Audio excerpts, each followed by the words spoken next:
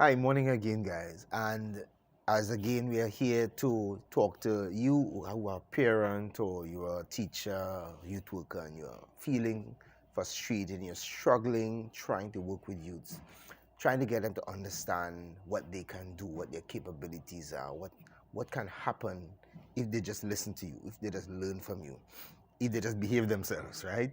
And we realize that, okay, the behavior is not going to change if the mind not don't change. If the person, the way the person see themselves, thinks about themselves, um, changes. And we dealt with that when we talk about spiritual versus physical, because we realize the physical is controlled by the spiritual, by the mental, by the emotion, by things we don't see, right?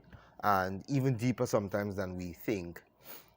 We there are places, areas in our lives that we're not aware of, but it's there. And we have to actually find out, okay, what is happening behind the scenes, asking these questions. All right. And we really want to be able to mentor our youths to become purposeful youths, to become respectful youths, to become responsible youths. You want that. You want them to be able to take responsibility for the actions, look at life and see what is going to happen, the consequences of the actions.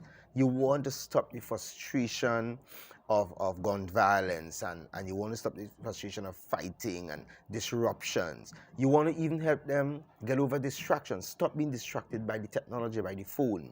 All right. And as I said, as a technologist myself, I had learned to do that. I had to learn it, but it took time. It took a specific understanding of what the technology was doing to me. All right. And today we want to look at something like that. So today we're going to deal with the third aspect, the third challenge that we have with reaching youths, which has to do with sonship versus slavery, or slavery versus sonship. What do I mean by that?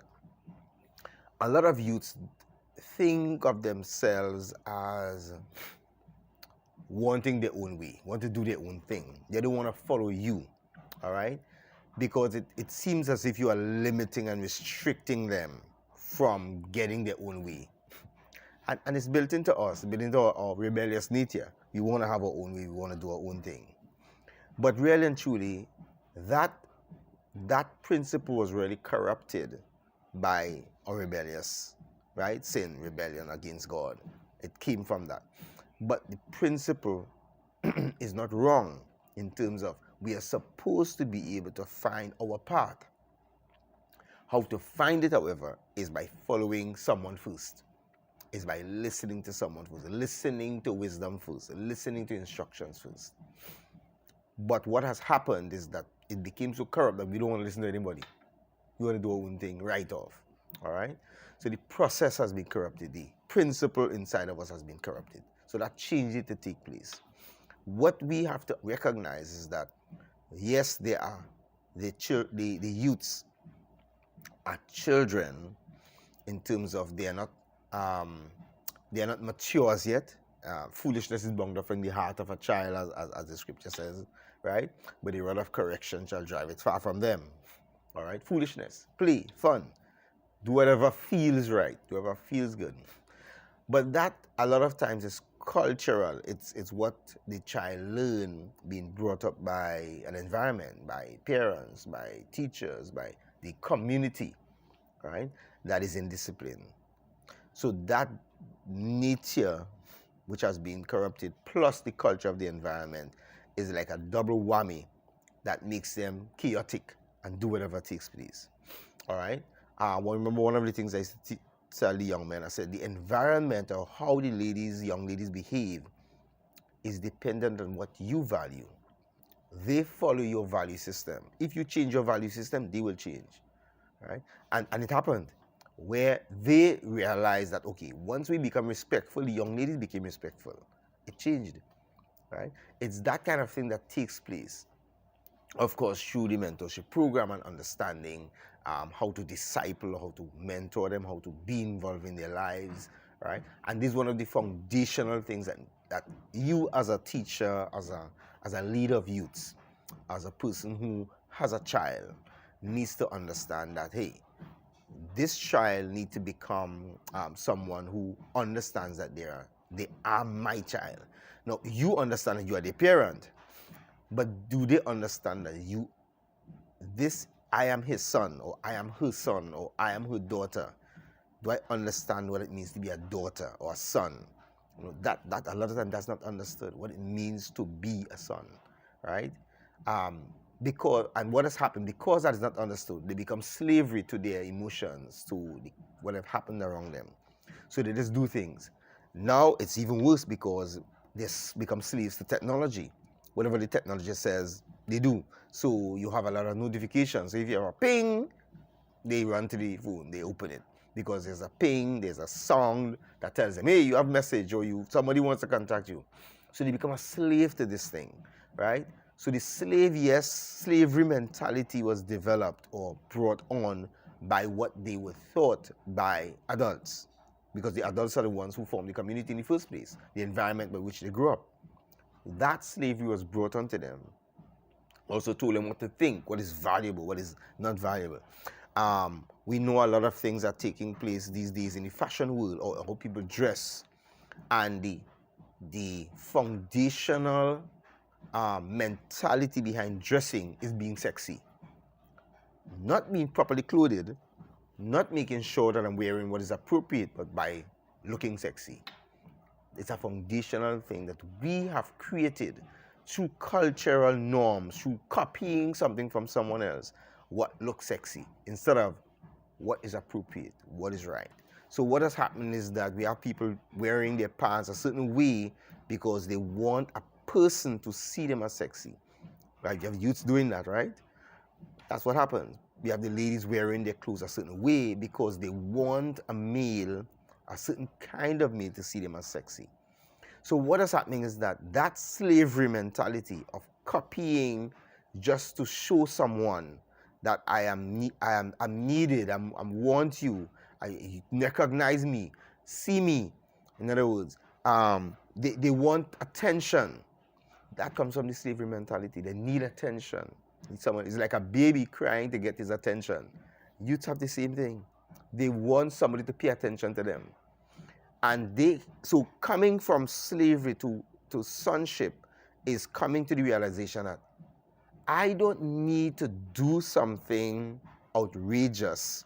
I don't need to have a vehicle that sounds loud. I don't need to dress a particular half-naked way or outrageous way for somebody who have the right values to notice me, to recognize me, who really loves me to notice me.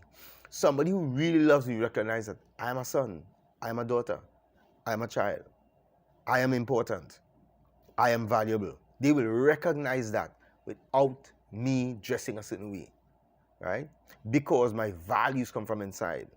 My values come from the way I treat people, the way it comes out from the way I live life, right?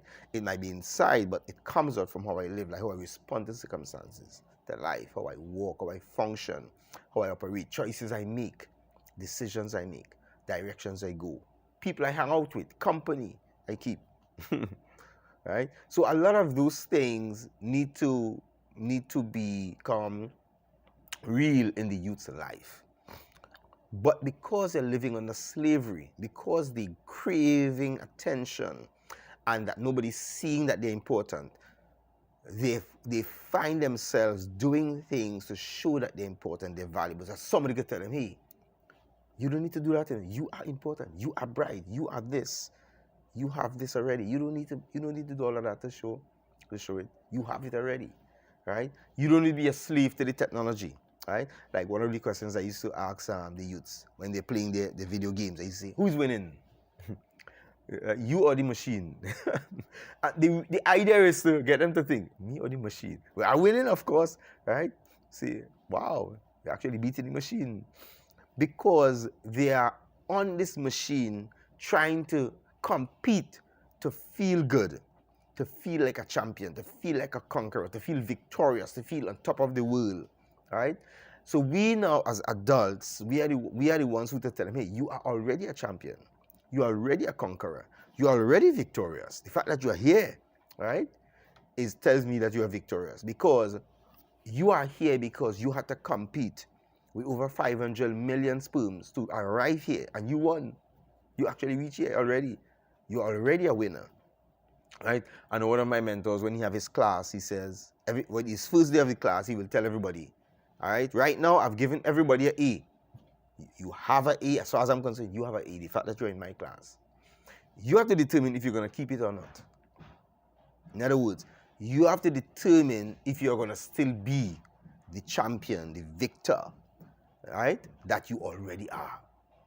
So that process of showing the youth that is so important.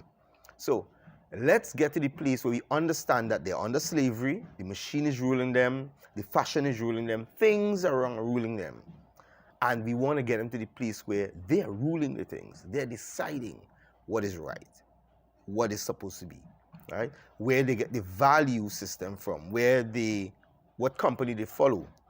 Because we see the destruction of the company they follow. We see the results that are disastrous, right? We see what's happening. And we need to be able to show them the direction. If you continue, this is what happens. If you follow this one, this is what's going to happen. Because you already have it built in. It's just a matter of bringing it out. You're already a champion. You're already wealthy. You're already powerful. But you can actually give your power to somebody else. Why are you allowing them to control you when you have power? Right? But they're not seeing it. They're not seeing that they're giving their power to somebody else. Somebody who dresses a certain way, somebody who talks a certain way, somebody who acts a certain way, somebody who fights a certain way. They're not seeing it. So we have to get the wisdom to show them you're actually submitting yourself to someone else who who don't care about you. You're actually surrendering yourself to somebody who don't care about you. So why don't you let someone help you who care about you, who really care about you, not who pretend to care about you? Because we know the gang leaders pretend to care about them, right? The gang leaders show them, hey, I'm going to take care of you, man. Give you some money every month, every week, right? But of course, the consequence, if I leave here, what's going to happen? If I'm not interested in being in the gang anymore, what happens? You see the consequence, right? So they don't really care about them. Right? So they need to be able to see that. It's so important for us to expose that as adults, as teachers, as leaders, as mentors, as parents, to be able to show them how valuable they already are. Right? They do not need a gang to be valuable. They do not need a group to be precious, to be treasured. Right? If somebody's requiring them to do something harmful or derogatory, to be precious, in other words, to be valuable, then something is wrong with that, because you are valuable. You make the clothes valuable. You make the environment or the car valuable. The car doesn't make you valuable. We have to show them that, how valuable they are already. Before the car, before the clothes, before the gun, before the money, before the grades. Very important for teachers. Before the grades, you need to let them know, hey, you're already intelligent. You already have wisdom in you, built in. We just need to be able to bring it out, right? Now, we have to be very careful, because one of the problems is that the school systems seem to focus on the persons who get A's are the ones who are bright. But as I said before in one of the other sessions, if you judge a fish by his ability to climb a tree, he will fail all the time, right? So we have to know where they're bright in. Where is the expertise? Henry Ford, who was the inventor of the automobile, did not have a primary school education, not a secondary school, I said, not a school after, He did not even have a proper primary school of education, second grader or third grader. He invented the automobile and hired scientists to create it. So, hey, it has nothing to do with that. We have to get beyond that. We have to get beyond that as teachers. That, hey, that doesn't make them valuable. They are valuable already. They are human beings. They have the ability to create, just like God creates. They have the ability to create in creation, right? They are not creatures. They are creators. And we have to get them to realize that God is the creator of all things. They are creators in the image of God, in his pattern, in the way he does things. We can do things like him, right? Creatures can't do that. Creation cannot do things. When I say creation, it means the moon and the stars and the things we have, the weather, right? The trees. They can't do that. The mountains, they can't create, but they can create. You can invent. You can innovate. You are built for it. What you have to find out is where you're supposed to build, what you're supposed to build, where you're supposed to operate, what zone you're supposed to be in, so you can create what God has already put inside of you. All right? So we want to get that to them, that they are already sons. They don't need to be slaves. They need to be slaves to our system.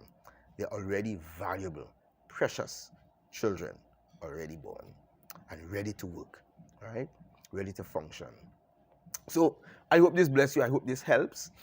Next time we're going to deal with another one of the 5 challenges, all right, and how it affects the way we mentor, the way we parent, the way we interact with our youths. Asking the right questions, connecting with them at the level where the foundation is, where they're functioning, to reveal things to them, things that they're not aware of, all right? And if you need help, as I said before, just contact me, Kevin Sandy. My information is on the link, is in the description below. Just connect with me, and hey, we can work together and get it done. All right? Bless you.